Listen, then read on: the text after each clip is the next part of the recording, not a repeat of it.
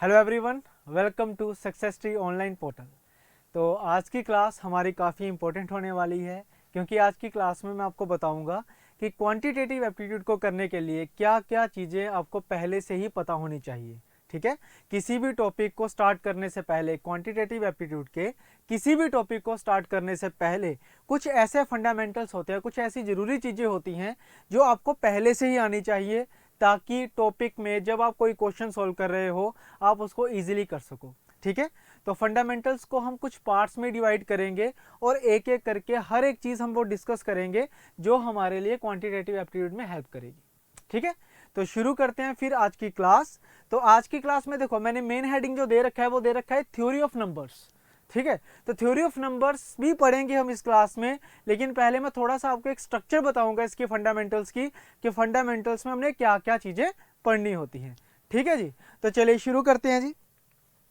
तो बच्चे देखो, फंडामेंटल होता क्या है, पहले तो आपको ये पता होना चाहिए। किसी भी चीज़ को करने से पहले आपको पता होना चाहिए कि उसका मीनिंग क्या है, उसका यूज़ कहाँ कहाँ कर सकते हैं। ठीक है, इम्प्लीमेंटेशन काफ़ी ज़रूरी है। ऐसा नहीं है कि मैंने कोई चीज़ सीख ली लेकिन मुझे उसको इम्प्लीमेंट करना ही नहीं आ रहा है, तो उसको सीखने का कोई मतलब नहीं बनता है। ठीक है, बाकी जो भी आप कॉम्पिटेटिव एग्ज़ाम अगर दोगे, चाहे वो बैंकिंग एग्ज़ाम्स हों, चाहे वो आरबीआई नबार्ड सेबी के एग्ज़ाम्स हों, चाहे वो एसएससी के एग्ज़ाम्स हों, या फिर ऐसा कोई भी एग्ज़ाम जिसमें क्वांटिटेटिव एप्टीट्यूड का पोर्शन आपको मिलेगा, उन सब के लिए ये वाला जो लेक्चर है वो इंपॉर्टेंट रहेगा। ठीक है, तो फंडामेंटल्स का मतलब क्या होता है, जो जरूरी चीज़ें हैं। ठीक है, जो इंपॉर्टेंट चीज़ें हैं। ठीक है, तो फंडामेंटल्स में क्या होता है, देखो बच्चे, फंडामेंटल है क्या। जैसे मान लो अगर मुझे मैथ का कोई क्वेश्चन सॉल्व करना है, तो क्वेश्चंस को कैसे सॉल्व किया जाता है, उसमें कुछ कंसेप्ट्स लगेंगे। ठीक है, उस टॉपिक का पर्टिकुलर क्या लगेगा, कंसेप्ट्स लगेंगे, और उसके बाद आपको क्या करनी पड़ेगी, उसकी कैलकुलेशन। ठीक है, उसके बाद आपको क्या करनी पड़ेगी जी, कैलकुलेशन। अब देखो, कंसेप्ट तो आपको हर एक टॉपिक में अलग अलग हम समझाएंगे। ठीक है, लेकिन जो कैलकुलेशन होगी, कैलकुलेशन क्या रहेगा, एक कॉमन पार्ट रहेगा जो हर एक क्वेश्चन में आपसे पूछा जाएगा। ठीक है, बिना कैलकुलेशन के मैथ का कोई क्वेश्चन सॉल्व नहीं होता है, ये आप भी जानते हो। ठीक है ना, तो ये जो कैलकुलेशन है, कैलकुलेशन करने के लिए आपको क्या चीजें चाहिए, वही चीजें हम सीखेंगे फंडामेंटल्स में। ठीक है, कैलकुलेशन को जल्दी करने के लिए आपको क्या क्या चाहिए होता है, वही सेम चीजें हम क्या सीखेंगे फंडामेंटल्स में। तो देखो जी, कैलकुलेशन में देखा जाए तो क्या क्या होता है, पहले तो ये पता होना चाहिए। तो कैलकुलेशन में क्या क्या चाहिए आपको, आपको नंबर्स के बारे में पता होना चाहिए, सबसे पहले तो वही है कि कौन सा नंबर क्या होता है, किस नंबर को, जैसे प्राइम नंबर हो गया, कंपोजिट नंबर्स हो गए, इवन ओड नंबर हो गए, इंटीजर्स हो गए, इनके बारे में आपको इन्फॉर्मेशन होनी चाहिए। जो बेसिक चीज़ें हैं, है ना, नंबर्स क्या है, बेसिक चीज़ें हैं बिल्कुल। उसके बाद देखो, मैथमेटिकल ऑपरेशंस आते हैं, जैसे मल्टीप्लाई। ठीक है, उसके बाद डिवीजन, उसके बाद आती है एडिशन एंड सब्ट्रैक्शन। मैंने साइन लिख दिया यहाँ पे एडिशन का और सब्ट्रैक्शन का। ठीक है, ये चारों चीजें आपको अच्छे तरीके से आनी चाहिए, तभी हम क्या कहेंगे कि भाई आपकी कैलकुलेशन अच्छी है। समझ रहे हो ना बात को। ठीक है, उसके बाद तीसरे नंबर पे क्या चीज होती है, अब कुछ ऐसे टॉपिक्स होते हैं जो हम फंडामेंटल्स में करेंगे। ठीक है, जैसे एलसीएम निकालना, एचसीएफ निकालना, क्योंकि कई बार कुछ क्वेश्चन ऐसे होते हैं जिनमें एलसीएम का यूज होता है। जैसे फॉर एग्जांपल कि आपने क्या करना है, 1/3 प्लस 1/4 करना है। आपने क्या करना है, 1/3 प्लस 1/4। तो भाई इनको सोल्व करने के लिए आपको पहले डिनोमिनेटर का क्या लेना पड़ेगा, एलसीएम लेना पड़ेगा। ठीक है, और ऐसी जो कैलकुलेशन है वो किसी भी टॉपिक में किसी भी क्वेश्चन में आ सकती है। ठीक है, और इस कैलकुलेशन को करने के लिए किसकी जरूरत है, आपको एलसीएम की जरूरत है। ठीक है, तो इसीलिए एलसीएम को सोल्व करना और जल्दी सोल्व करना भी हम ये कह सकते हैं कि ये फंडामेंटल का पार्ट है। ठीक है, उसके बाद देखो फंडामेंटल में और क्या क्या चीजें आएंगी, हम फंडामेंटल में स्क्वायर निकालना सीखेंगे। ठीक है, स्क्वायर रूट निकालना सीखेंगे। ठीक है, और क्या आता है फंडामेंटल में, क्यूब्स आएंगे और क्यूब रूट निकालना सीखेंगे। ठीक है, फंडामेंटल में वो चीजें सीखनी है जो कैलकुलेशन में हमारे काम आएंगी। ठीक है, तो ये चीजें होगी हमारे पास। समझ रहे हो ना, यहां तक कोई दिक्कत तो नहीं है। और लास्ट में फंडामेंटल में और क्या चीजें आएंगी हमारे पास, ये फ्रैक्शंस।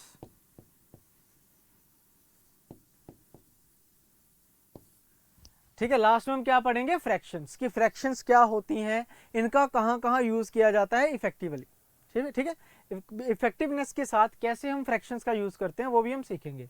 तो अब ये मान के चलो कि टोटल 1 2 3 4 और 5, तो 5 क्लासेस होने वाली हैं हमारी फंडामेंटल्स की। एक एक करके चीज़ों को सीखेंगे और अच्छे तरीके से सीखेंगे और कोशिश करेंगे कि हम ज़्यादा से ज़्यादा क्वेश्चंस की भी प्रैक्टिस करें। क्लास के अंदर ही आपसे ज़्यादा से ज़्यादा मैं आपकी प्रैक्टिस करवाऊंगा, ठीक है ना। तो आपको पता चल गया होगा कि फंडामेंटल क्या होता है। ठीक है जी, ये कोई टॉपिक नहीं है, ये वो बेसिक चीज़ें हैं जो हर एक टॉपिक में आपकी यूज़ होने वाली हैं, ठीक है ना। अब ये कह के चलो कि जो मैथ है आपका, जो क्वांटिटेटिव एप्टीट्यूड है, उसका जो बेसिक होगा वो होगा जी फंडामेंटल्स। ठीक है, जो बेसिक होगा उसे हम क्या बोलेंगे जी, फंडामेंटल्स। ठीक है, हम कोशिश करेंगे कि हम ज़्यादा से ज़्यादा एक क्लास में कवर करें, ठीक है, लेकिन समझना भी अच्छे तरीके से है। क्लास की मैं लेंथ ज़्यादा नहीं रखूँगा, एक पर्टिकुलर टॉपिक आपको क्लियर करवा दूंगा एक पर्टिकुलर क्लास में, ठीक है, ताकि आप उस चीज़ की अच्छे से प्रैक्टिस भी कर सको। समझ आ गया ना सभी को, ये चीज़ आपको क्लियर होनी चाहिए, ठीक है। अब नेक्स्ट चलते हैं फिर हम। अब नेक्स्ट देखो, आज की जो हमारी क्लास होगी वो होगी नंबर्स के ऊपर, ठीक है। आज की क्लास जो रहेगी वो रहेगी नंबर्स के ऊपर, कि नंबर क्या होते हैं जी, कि व्हाट आर नंबर्स। ठीक है जी। अब देखो, कुछ स्टूडेंट ऐसे होते हैं, मैं सबकी बात नहीं कर रहा हूं, मैं जनरली जो डाउट्स होते हैं उनको भी हम साथ साथ क्लियर करेंगे, ठीक है। अब कुछ स्टूडेंट्स ऐसे होते हैं जिनको नंबर और डिजिट में फर्क नहीं पता होता, ठीक है, जिनको नंबर और डिजिट में डिफरेंस नहीं पता होता। जैसे मान लो मैं एग्जांपल लेके चलता हूं कि मेरे पास है 21 738 एंड 9, ठीक है। तो अगर मैं मान लो कोई भी वैल्यू लिखता हूं, न्यूमेरिकल वैल्यू कोई भी लिखता हूं, तो उसे हम क्या बोलते हैं कि ये एक पर्टिकुलर नंबर है, ठीक है। अगर मैं कोई भी अगर वैल्यू लिखता हूं तो उसको हम क्या बोलेंगे कि ये एक क्या है, नंबर है, ठीक है। वो देखो, ये भी हो सकता है, ये भी हो सकता है और ये भी हो सकता है, ठीक है।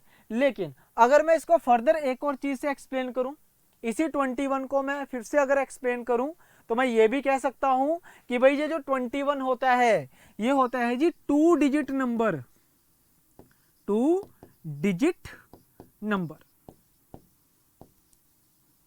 ठीक है, कि ये जो 21 है ये 2 डिजिट का नंबर है, ठीक है। तो डिजिट क्या हुआ, ठीक है, डिजिट क्या हुआ हमारे पास फिर एक पर्टिकुलर अंक, ठीक है। डिजिट किसको बोला जाता है, अंक को हिंदी में, है ना। और नंबर किसको बोला जाता है, संख्या को, ठीक है। संख्या 1 डिजिट की भी हो सकती है, 2 डिजिट की भी और 3 डिजिट की भी, समझ रहे हो ना। जैसे ये क्या है, 1 डिजिट नंबर, 1 डिजिट नंबर, ठीक है। ये क्या है हमारे पास, 3 डिजिट नंबर, 3 डिजिट नंबर, ठीक है। तो ये जो बेसिक चीज है, आई होप आप सभी को पता चल गया होगा। ये है हमारे पास 2 digit number, this is 3 digit number and this is 1 digit number. Clear हो गया ना सभी को ये, ठीक है। अच्छी चीज है, आई होप आप सभी को समझ आ गई होगी, ठीक है।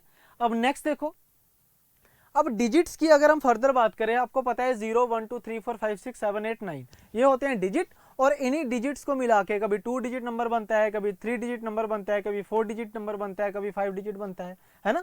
जैसे मान लो मैं एक नंबर लिखता हूं 3 4 5 6 7, ठीक है। इसको आप 34,567 भी कह सकते हो, कुछ भी कह सकते हो, है ना। 3 4 5 6 7 भी कह सकते हो। अब क्या होता है, हर एक नंबर की अपनी एक पर्टिकुलर स्पेस प्लेस होती है, ठीक है। हर एक नंबर की अपनी पर्टिकुलर एक प्लेस होती है। तो प्लेस की बात करें तो जो सबसे पहले वाली प्लेस होगी, जो सबसे पहले वाली प्लेस होगी उसको बोला जाता है बच्चे यूनिट प्लेस। इसको क्या बोला जाता है, यूनिट प्लेस, ठीक है।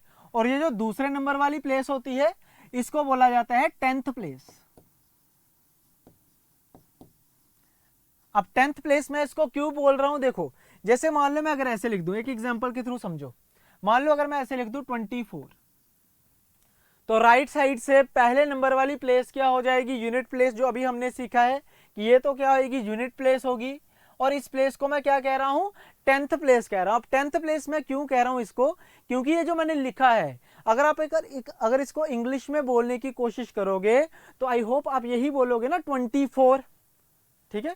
सभी यही बोलेंगे 24, मतलब दिस इज 20 प्लस 4, ठीक है। या फिर कह सकते हो 2 इंटू 10 प्लस 4। समझ आ रहा है क्या कह सकते हैं हम इसको, 2 इंटू 10 प्लस 4। समझ रहे हो ना बात को। तो ये कौन सी प्लेस है, 10th प्लेस है, 10 से मल्टीप्लाई हो रहा है, मतलब कौन सी प्लेस है, ये 10th प्लेस है। समझ गए बात को। ऐसे ही देखो ये वाली जो प्लेस होती है राइट से तीसरे नंबर वाली, थर्ड नंबर वाली जो प्लेस रहेगी, इसको बोला जाता है 100th प्लेस, ठीक है। 100th प्लेस कि ये 100 मतलब 100, 100, ठीक है। 100th प्लेस बोला जाता है इसको, ठीक है। यानी कि मान लो अगर मैं 567 ही लिखूं, तो 567 कैसे बोलते हैं, 567, 567, मतलब ये ऐसे होगा 500 प्लस 60 प्लस 7, या फिर क्या लिख सकते हो 5 इंटू 100 प्लस 6 इंटू 10 प्लस 7, ठीक है। 500 प्लस 60 प्लस 7, ठीक है जी। तो ये 5 कौन सी प्लेस है, 100th प्लेस है, 6 है हमारे पास 10th प्लेस, और 7 क्या है हमारे पास जी, यूनिट प्लेस है, ठीक है। ऐसे ये जो 100th है ये वाली प्लेस होगी 1000 प्लेस, ये होती है जी 10,000 प्लेस। उसके बाद आएगा, मान लो अगर यहाँ पे 2 लिखा होता तो ये क्या आएगी, लाख पे आ जाएगी, ठीक है, लाख आ जाएगा। फिर उसके बाद 10 लाख आ जाएगा, फिर करोड़, 10 करोड़, इस तरीके से ये प्लेसेस चलती रहती हैं, ठीक है। तो आई होप आपको प्लेसेस का भी पता चल गया होगा, यूनिट प्लेस, 10th प्लेस, इस तरीके से समझ आ गया सभी को। इसमें कोई डाउट नहीं होना चाहिए किसी को भी, ठीक है। ये बेसिक चीजें हैं जो आपको पता होनी चाहिए, ठीक है। नंबर्स के बारे में हम डिस्कस कर रहे हैं, तो मैंने आपको डिजिट बता दिया क्या होता है, मैंने आपको नंबर भी बता दिया क्या होता है, और जो नंबर होता है डिजिट से मिलके बनता है, और उन डिजिट्स की प्लेसेस के नाम भी मैंने आपको बता दिए, और वो किस तरीके से आते हैं वो भी आपको पता चल गया होगा, ठीक है। अब देखते हैं हम classification of numbers.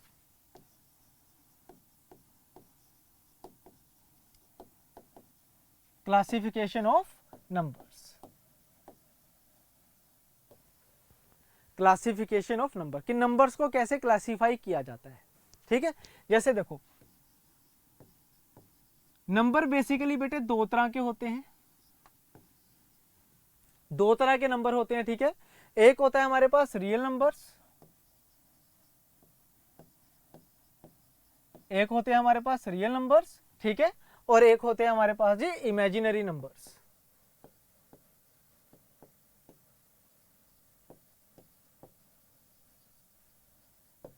Real numbers and imaginary numbers, ठीक है। अब रियल नंबर वो नंबर होते हैं जो आप डेली लाइफ में देखते हो, ठीक है। रियल नंबर वो नंबर्स होते हैं जो आप डेली लाइफ में हम जो देखते हैं, जिनका हम यूज करते हैं, ठीक है। इमेजिनरी नंबर वो होते हैं जो आपको रेगुलर लाइफ में देखने को नहीं मिलते हैं, ठीक है। पहले मैं इमेजिनरी नंबर्स को एक्सप्लेन कर देता हूँ, ठीक है। हालांकि 3 तरह के नंबर्स होते हैं, real number, imaginary numbers and complex number. जो कॉम्प्लेक्स नंबर होता है ना बच्चे, आपके सिलेबस में नहीं है वो वैसे तो, बट मैं फिर भी बता देता हूं, जो कॉम्प्लेक्स नंबर्स होते हैं वो होते हैं real number plus imaginary numbers.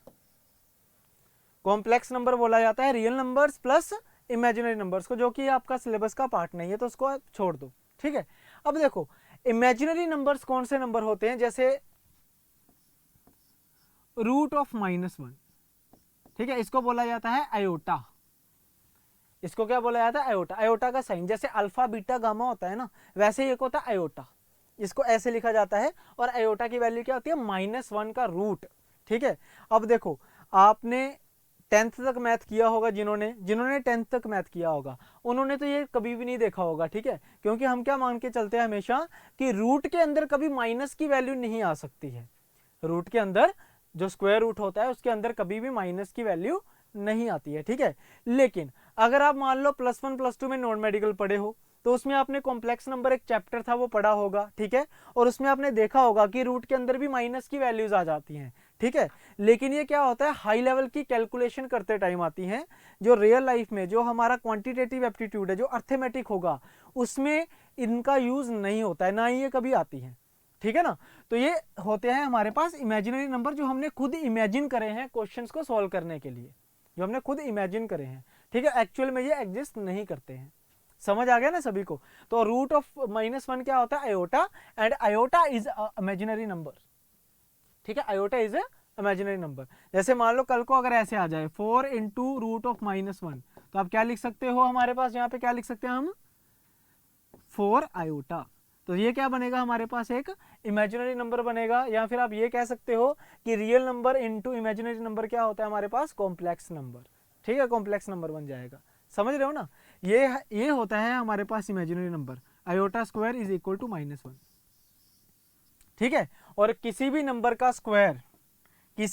का स्क्वायर माइनस में नहीं हो सकता है, ये आप सभी को पता है।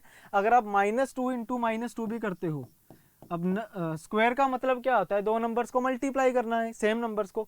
अगर माइनस के नंबर्स को भी मल्टीप्लाई करते हो तो आंसर हमेशा किस में आता है, प्लस में आता है। किसी भी नंबर का स्क्वायर कभी माइनस में हो ही नहीं सकता है। लेकिन अगर फिर भी हो जाए तो वो क्या होगा, इमेजिनरी नंबर, हमने जो इमेजिन किया है। समझ गए ना बात को। तो आई होप आप सभी को इमेजिनरी नंबर्स का पता चल गया होगा। और खुशी की बात यही है कि ये आपके सिलेबस का पार्ट नहीं है, ठीक है, लेकिन होते हैं फिर भी, इसलिए मैंने आपको डिस्कस करवा दिया। ठीक है, अब नेक्स्ट देखो रियल नंबर क्या होते हैं। अब रियल नंबर वही है 1 2 3 4 5 6 20 30, माइनस में भी हो सकते हैं, प्लस में भी हो सकते हैं, है ना। तो देखो जी, रियल नंबर आगे दो कैटेगरीज में आते हैं। अब रियल नंबर्स में क्या होता है, यहाँ पे सबसे पहले आएंगे इंटीजर्स। ठीक है, रियल नंबर्स में सबसे पहले क्या आएंगे, इंटीजर्स आएंगे। और यहाँ पे क्या आ जाएंगे हमारे पास, फ्रैक्शंस। सॉरी, रियल नंबर्स में क्या होगा, एक तरफ आ जाएंगे इंटीजर्स और दूसरी जगह पे क्या आ जाएंगे हमारे पास, फ्रैक्शंस आ जाएंगे। ठीक है, तो ये दो तरह के हो गए हमारे पास रियल नंबर्स। ठीक है, अब देखो जी, इंटीजर्स को भी आगे टू कैटेगरीज में डिवाइड किया हुआ। हालांकि मैं आपको एक एक चीज को पूरा एक्सप्लेन करूंगा, पर पहले मैं एक टेबल बना दूं ताकि आपको पता चल जाए कि हाँ ये नंबर्स होते हैं सारे के सारे। अब इंटीजर में क्या होता है जी, नेगेटिव इंटीजर्स होते हैं एंड पॉजिटिव इंटीजर्स होते हैं। अब फ्रैक्शन तो देखो, नेगेटिव फ्रैक्शन पॉजिटिव फ्रैक्शन तो होंगी, वो तो कोई चक्कर नहीं है। ठीक है, फ्रैक्शन मतलब जिनको आप ऐसे लिखोगे 1/2, 1/3, 1/4, ये क्या होगी, फ्रैक्शंस होगी। ठीक है, लेकिन इंटीजर होते हैं दो तरह के, नेगेटिव और पॉजिटिव। ठीक है, इंटीजर क्या होते हैं आगे चल के हम डिस्कस करेंगे, ये मैं आपको बता दूं। और उसके बाद देखो फिर पॉजिटिव में आता है हमारे पास होल नंबर्स। ठीक है, होल नंबर्स, अपना इवन नंबर्स हो गए, नेचुरल नंबर्स हो गए, इवन नंबर हो गए, ओड नंबर्स हो गए, नेचुरल नंबर हो गए, प्राइम नंबर हो गए, कंपोजिट नंबर हो गए, वो सारे के सारे किस में आएंगे, फिर पॉजिटिव इंटीजर्स में। समझ आ गया ना, नंबर्स के बारे में पता चल गया सभी को। नंबर्स होते हैं दो तरह के, वैसे तीन तरह के होते हैं, real number, imaginary numbers and complex number. Complex number छोड़ दो, वैसे बता दिया, वो भी क्या होता है, real number plus imaginary numbers का जब हम कंपाउंड बनाते हैं, मिक्स करते हैं उनको, तो क्या बन जाता है, कॉम्प्लेक्स नंबर। ठीक है, इमेजिनरी नंबर यानी कि आयोटा का स्क्वायर -1, जो चीजें हम इमेजिन कर रहे हैं, जो नंबर, ये वो वाले नंबर है जो एक्चुअल में एग्जिस्ट नहीं करेंगे।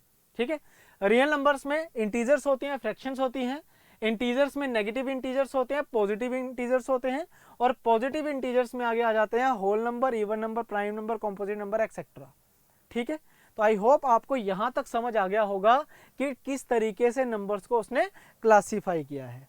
ठीक है, अब एक एक करके हर एक चीज को पढ़ना शुरू करेंगे हम। ठीक है, एक एक करके अब हर एक चीज को पढ़ना शुरू करेंगे हम। तो चलिए देखो जी, तो सबसे पहले हम यहां जो पढ़ेंगे, हम देखेंगे बच्चे इंटीजर्स।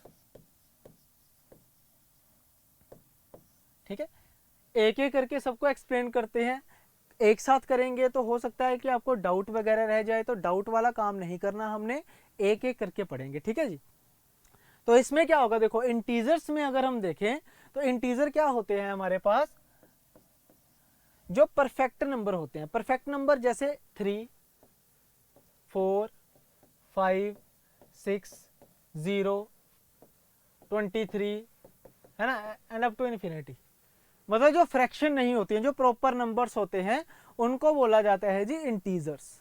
ठीक है, अब ये प्लस में भी होते हैं और माइनस में भी होते हैं, -5, -6, -7, -8 अप टू इन्फिनिटी। ठीक है, सारे नंबर -1, -2, -3, -4, -5, ये सारे के सारे क्या होते हैं, इंटीजर्स होते हैं। ठीक है, छोटी क्लासेस में कभी आपने ऐसे भी देखा होगा, इंटीजर लाइन ड्रॉ करी होगी, सेंटर में 0 होता है ना, राइट साइड में पॉजिटिव, इस तरीके से बनाए होंगे आपने। ठीक है, तो यहाँ पे पॉजिटिव नंबर लिखे होंगे, यहाँ पे नेगेटिव नंबर लिखे होंगे, ठीक है, और up to infinity, up to infinity, इस तरीके से है ना। इसे क्या बोला जाता है, इंटीजर लाइन। तो इंटीजर आप सभी को क्लियर हो गया होगा कि बच्चे इंटीजर क्या होते हैं, ठीक है। तो इंटीजर क्या होते हैं हमारे पास, प्रॉपर नंबर, चाहे वो नेगेटिव में हो चाहे वो पॉजिटिव में हो, ठीक है। तो इंटीजर क्लियर हो गए होंगे आप सभी को। नेक्स्ट देखिए, अब नेक्स्ट आएंगे हमारे पास होल नंबर्स, ठीक है। नेक्स्ट हम क्या पढ़ने वाले हैं यहाँ पे बच्चे, होल नंबर्स।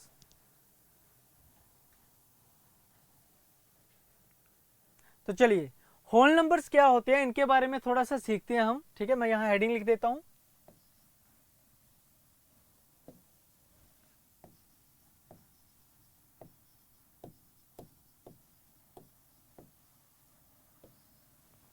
अब देखो होल नंबर्स क्या होते हैं कि वो नंबर जो पॉजिटिव हो इंक्लूडिंग जीरो, ठीक है। ये वाले नंबर मतलब वो इंटीजर जो पॉजिटिव हो इंक्लूडिंग जीरो,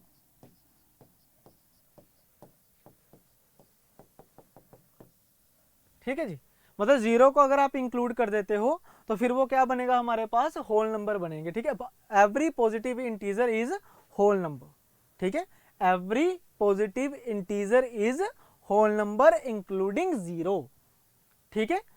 अगर मैं जीरो को इंक्लूड करता हूं तो वो हर एक नंबर इंटीजर जो है वो क्या होगा, होल नंबर होगा जो पॉजिटिव होगा, ठीक है जी। ये तो हो गया हमारे पास होल नंबर। ऐसे ही देखो नेक्स्ट आएगा हमारे पास नेचुरल नंबर्स।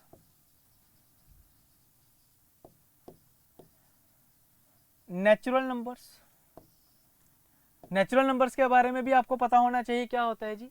अब नेचुरल नंबर क्या होते हैं, वो पॉजिटिव नंबर, वो पॉजिटिव इंटीजर जिनमें जीरो नहीं आता है। जीरो को अगर आप एक्सक्लूड कर देते हो तो उसके बाद जो नंबर हमारे पास बचेंगे वो क्या होंगे हमारे पास जी, नेचुरल नंबर्स, ठीक है, इन्फिनिटी तक।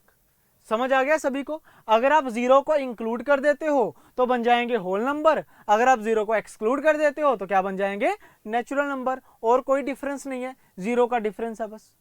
समझ गए बात को, जीरो का डिफरेंस है बस और कोई डिफरेंस नहीं है, ठीक है। अब नेक्स्ट देखो, नेक्स्ट आएंगे हमारे पास इवन नंबर्स,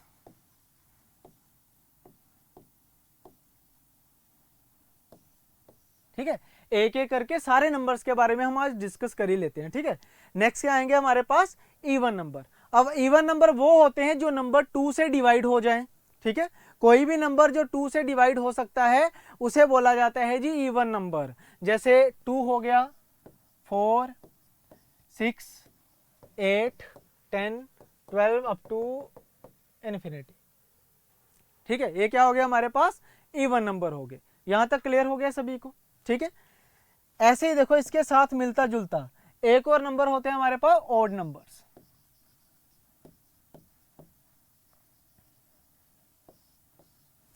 अब ऑड नंबर कौन से नंबर होते हैं, ये वो नंबर होते हैं जी जो टू से डिवाइड नहीं किए जा सकते हैं, ठीक है।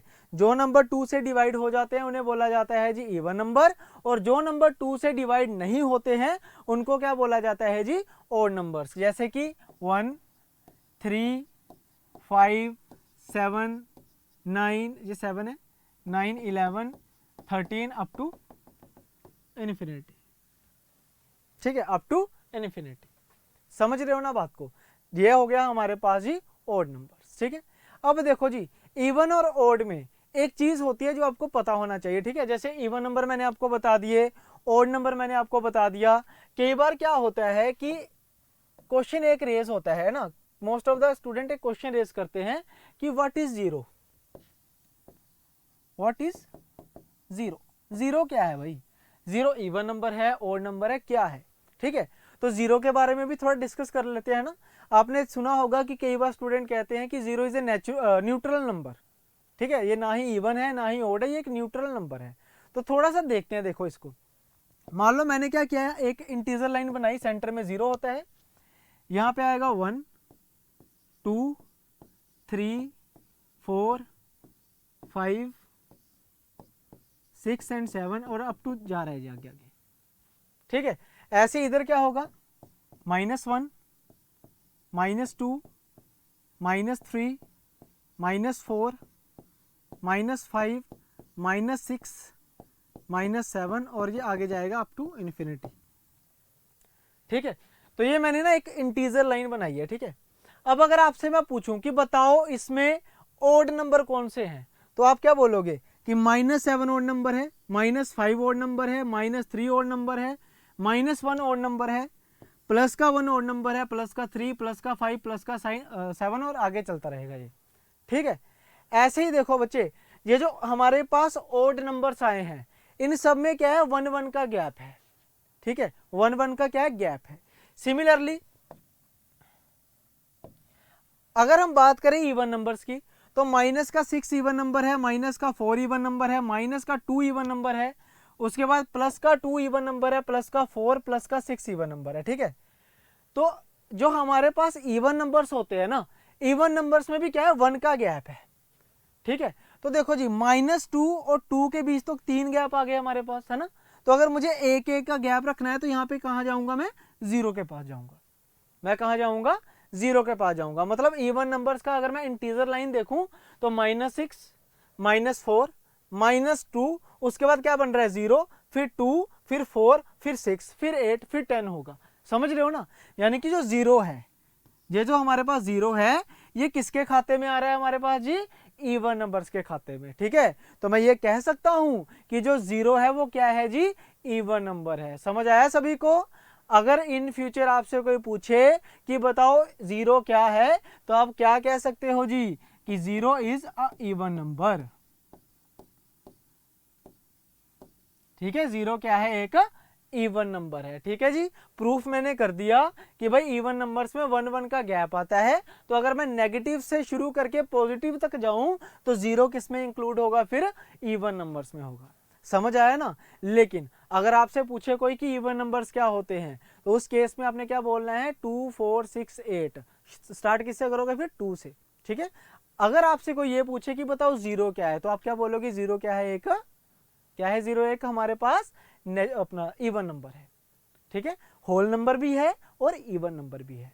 ठीक है, लेकिन अगर 0 की बात नहीं हो रही है तो फिर इवन नंबर स्टार्ट कहां से होगी, सीरीज हमारे पास 2 से। क्लियर हो गया सभी को ये। ठीक है, समझ आना चाहिए ये चीज। ठीक है, क्या होती है। अब नेक्स्ट देखो जी, नेक्स्ट हमारे पास आएगा बच्चे प्राइम नंबर्स।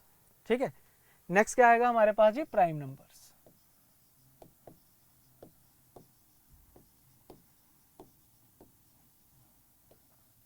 अब ये थोड़ी अच्छे क्वेश्चन बनेंगे इस पे, प्राइम नंबर्स पे, क्योंकि प्राइम नंबर्स का जो मीनिंग है ना, वो काफ़ी स्टूडेंट्स उसमें काफ़ी मतलब कि प्रॉब्लम होती है समझने में। ठीक है, तो प्राइम नंबर क्या होते हैं, देखो हमने भी छोटी क्लासेस में पढ़ा है, आपने भी पढ़ा होगा, पक्का पढ़ा होगा, है ना, प्राइम नंबर्स के बारे में, जो खुद से डिवाइड हो जाए, है ना, और किसी से नहीं, ऐसे कुछ पढ़ा होगा ना, जो 1 से और खुद से डिवाइड हो जाए उन्हें बोला जाता है प्राइम नंबर, इस तरीके से पढ़ा होगा।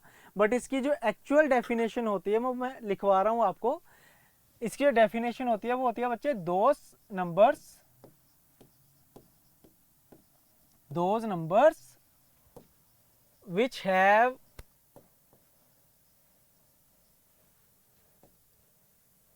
टू फैक्टर्स, ब्रैकेट में मिनिमम एंड मैक्सिमम। वो नंबर जिनके 2 फैक्टर हों,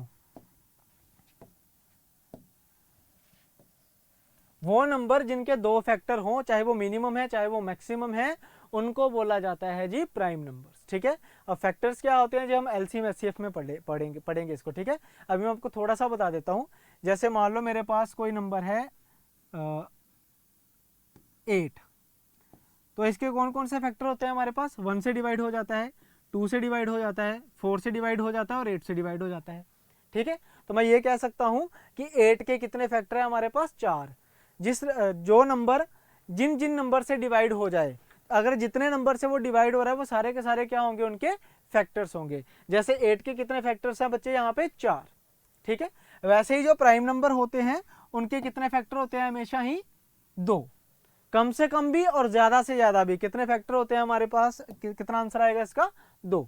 ठीक है, तो प्राइम नंबर कौन कौन से होते हैं, देखो बच्चे, 2, 3, 5, 7, 11, 13, 17, 19, 23 and so on.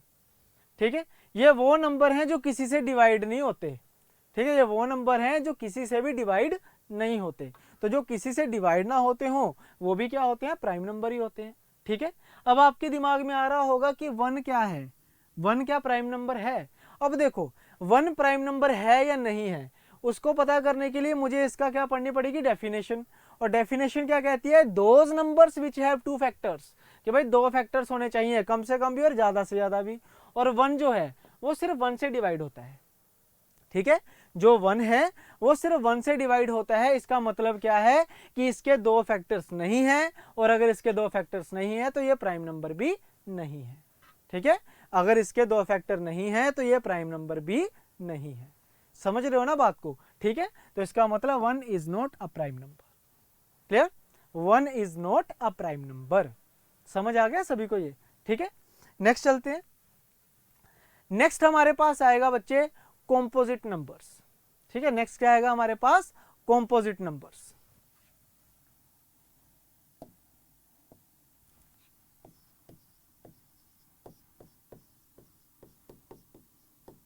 Composite numbers. ठीक है, अब कॉम्पोजिट नंबर क्या होते हैं इसके बारे में भी हमें पता होना चाहिए। कॉम्पोजिट मतलब कॉम्पोजिशन। ठीक है, कॉम्पोजिशन ऑफ नंबर्स। ठीक है, तो 2 नंबर्स को मल्टीप्लाई करवा के जो नंबर बने उसे बोला जाता है कॉम्पोजिट नंबर। ठीक है, एक्चुअल में क्या डेफिनेशन होती है कॉम्पोजिट नंबर्स की, कंपोजिशन ऑफ नंबर्स। तो 2 नंबर्स को मल्टीप्लाई करके जो नंबर बनता है उनको बोला जाता है जी कॉम्पोजिट नंबर। ठीक है, उसके बाद देखो 1 की बात करें तो 1 2 नंबर्स को, 2 डिफरेंट नंबर्स को मल्टीप्लाई करके या सेम नंबर्स को मल्टीप्लाई करके नहीं बनता है। ठीक है, 1 इंटू 1 तो नहीं करेंगे ना, वो तो फिर हमेशा ही रहेगा। ठीक है, तो 1 की अगर हम बात करें कि तो 1 को हम ये कह सकते हैं कि 1 is neither composite NOR prime. ये तो भाई आप दिमाग में बिठा लो, 1 is neither composite not prime. ना ही ये कॉम्पोजिट नंबर है ना ही ये प्राइम नंबर होता है। और प्राइम नंबर क्या होता है, जो किसी के कॉम्पोजिशन, 2 नंबर्स को मल्टीप्लाई करके या 2 नंबर्स के कॉम्पोजिशन से बनता है उसको बोला जाता है कॉम्पोजिट नंबर। ठीक है, जैसे एग्जाम्पल देखो, मान लो अगर मैं बात करूं 4 की। ठीक है, तो 4 कैसे बना, 2 इंटू 2, 1 इंटू 4, है ना, इस तरीके से है। तो ये मैं क्या कह सकता हूँ कि 1 क्या है, फिर हमारे पास एक कॉम्पोजिट नंबर है क्योंकि 2 नंबर्स के प्रोडक्ट से बना है। ठीक है, या फिर एक इसकी और एग्जांपल, एक इसकी और डेफिनेशन बनाई जा सकती है। ठीक है, और वो डेफिनेशन क्या बन सकती है इसकी कि दोज नंबर्स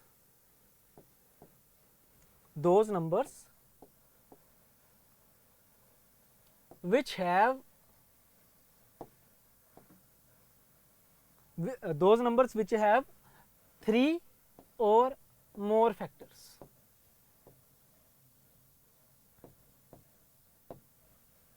ये बन सकते हैं, इसकी परफेक्ट डेफिनेशन है। ठीक है, दोज नंबर्स विच हैव 3 और more factors is called composite numbers. ठीक है, जिसके 3 या 3 से ज्यादा फैक्टर आ जाएं उनको क्या बोला जाता है, कॉम्पोजिट नंबर। ठीक है, अब प्राइम नंबर जिनके 2 फैक्टर्स हो, ठीक है, तो प्राइम नंबर्स को छोड़ के बाकी जितने नंबर हैं वो सारे के सारे क्या होंगे, फिर कॉम्पोजिट नंबर होंगे। ठीक है, प्राइम को छोड़ के बाकी जितने नंबर होंगे वो सारे के सारे क्या होंगे, कॉम्पोजिट नंबर होंगे। जैसे देखो मैं एक सीरीज लिखता हूं। ठीक है, अभी देखना 1 2 3 4 5 6 7 8 9 10 11 और आगे भी चलते रहेंगे, कोई दिक्कत नहीं है। ठीक है, तो 1 की बात करें तो 1 is neither composite not prime, तो यह तो काम से बाहर। ठीक है, तो 2 क्या है, हमारे पास प्राइम नंबर है। तो अगर ये प्राइम नंबर है तो ये कॉम्पोजिट नहीं हो सकता है। ठीक है, जो नंबर प्राइम होगा वो कॉम्पोजिट नहीं होगा, और जो कॉम्पोजिट होगा वो प्राइम नहीं होगा। ठीक है, तो 2 इज अ प्राइम नंबर। 3 क्या है, 3 भी प्राइम नंबर है। ठीक है, 4 is not a prime number, तो अगर 4 प्राइम नंबर नहीं है तो ये कॉम्पोजिट नंबर होगा। ठीक है, 5 क्या है, प्राइम नंबर है। 6 क्या होगा, कॉम्पोजिट नंबर होगा। 7 इज ए प्राइम नंबर। 8 क्या है, कॉम्पोजिट नंबर होगा। 9 भी कॉम्पोजिट नंबर होगा क्योंकि प्राइम नहीं है। 10 भी कॉम्पोजिट नंबर होगा और 11 क्या होगा, प्राइम नंबर होगा। समझ रहे हो ना, जो नंबर प्राइम नहीं है वो कॉम्पोजिट है और जो नंबर प्राइम है वो कॉम्पोजिट नहीं होगा। समझ रहे हो ना, सबसे बेस्ट याद रखने का सबसे बेस्ट तरीका बता रहा हूं मैं आपको, ठीक है जी। जो नंबर प्राइम होगा वो कॉम्पोजिट नहीं होगा और जो कॉम्पोजिट होगा वो प्राइम नहीं होगा, ठीक है। इसके ऊपर क्वेश्चन आ सकता है आपको, इसके ऊपर सेम आपको एक क्वेश्चन बन सकता है और वो क्वेश्चन किस तरीके से बनेगा कि find average of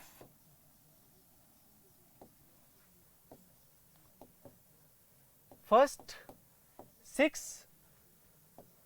odd composite numbers।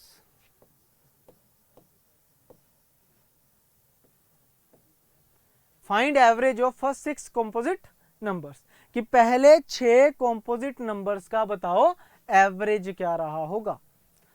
समझ रहे हो बात को, पहले 6 ओड नंबर्स का बताओ, ओड कॉम्पोजिट नंबर्स का बताओ एवरेज क्या रहा होगा। अब एवरेज देखो छोटी क्लासेस में तो खैर पढ़ा ही होगा आपने, सम अपॉन नंबर्स होता है इसका फॉर्मूला, ठीक है। तो बस मुझे यही देखना है कि पहले 6 ओड कॉम्पोजिट नंबर कौन से होंगे, ठीक है। तो चलिए पहला कॉम्पोजिट नंबर कौन सा होगा, ओड भी देखना साथ में, पहला ओड कॉम्पोजिट कौन सा होगा। देखो 1 तो देखना नहीं है, 3 प्राइम है, 5 प्राइम है, 7 प्राइम है और 9 प्राइम नहीं है, तो 9 क्या है, कॉम्पोजिट है, ठीक है। उसके बाद 11 प्राइम है, 13 प्राइम है, 15 कॉम्पोजिट है। उसके बाद 17 प्राइम है, 19 प्राइम है और 21 कॉम्पोजिट है, ठीक है। फिर 23 प्राइम है और 25 क्या होगा, कॉम्पोजिट होगा। फिर 27 फिर कॉम्पोजिट आ जाएगा, 9 इंटू 3 27 होता है, ठीक है। फिर 27 क्या है हमारा, 29 क्या है, प्राइम नंबर है। 31 हमारे पास प्राइम नंबर है और 33 क्या होगा, कॉम्पोजिट होगा, ठीक है। तो 1 2 3 4 5 6 ये है हमारे पास 6 नंबर, ठीक है। ये क्या है हमारे पास, ओड कॉम्पोजिट नंबर्स। इनमें कोई भी नंबर प्राइम नहीं होगा, तो अगर नंबर प्राइम नहीं है तो वो कौन सा नंबर होगा बच्चे, कॉम्पोजिट नंबर होगा, ठीक है ना। तो यहां पे क्या करोगे आप, ऐड करोगे इनको और डिवाइड बाय 6, ठीक है। उसके बाद एडिशन में थोड़ा सा आपको ट्रिक बता देता हूं, आपने 0 से इकट्ठी करनी है, जैसे 30 हो गया, 40 हो गया और ये 60 हो गया। तो 60 और 40 100 और 30 कितना हो गया, 130 और डिवाइड बाय 6, तो 65/3 आपका बनेगा इसका आंसर, ठीक है। इसका आंसर क्या बनेगा हमारे पास, 65/3। तो एवरेज के बीच ऐसे क्वेश्चन आ सकते हैं, कभी ओड कॉम्पोजिट नंबर बोलेगा, कभी इवन कॉम्पोजिट नंबर बोलेगा, कभी प्राइम नंबर्स का बोल देगा कि पहले 5 या 6 प्राइम नंबर्स का बताओ एवरेज क्या रहा होगा या फिर सम क्या रहा होगा। इस तरीके के क्वेश्चन मतलब पूछ लिए जाते हैं, ठीक है। नंबर्स के बारे में ये चीजें आपको पता होनी चाहिए, क्लियर। तो चलिए नेक्स्ट हम डिस्कस करेंगे अब परफेक्ट नंबर्स। तो परफेक्ट नंबर्स क्या होते हैं इसके बारे में थोड़ा समझेंगे अब हम।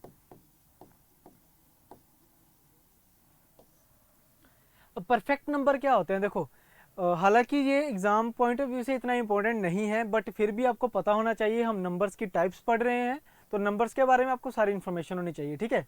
तो परफेक्ट नंबर वो नंबर होते हैं बच्चे जिनके जो फैक्टर्स होते हैं उनका सम जो है वो नंबर्स के इक्वल आ जाए, ठीक है। जिनके फैक्टर्स का सम उस पर्टिकुलर नंबर के इक्वल आ जाए उसे बोला जाता है जी परफेक्ट नंबर, ठीक है। फॉर एग्जाम्पल 6, ठीक है। अब 6 की अगर हम बात करें तो 6 के फैक्टर कौन कौन से हैं, 1 2 3, मतलब 1 से डिवाइड तो होता ही होता है, ये 2 से भी डिवाइड हो जाता है और 3 से भी हो जाता है, ठीक है।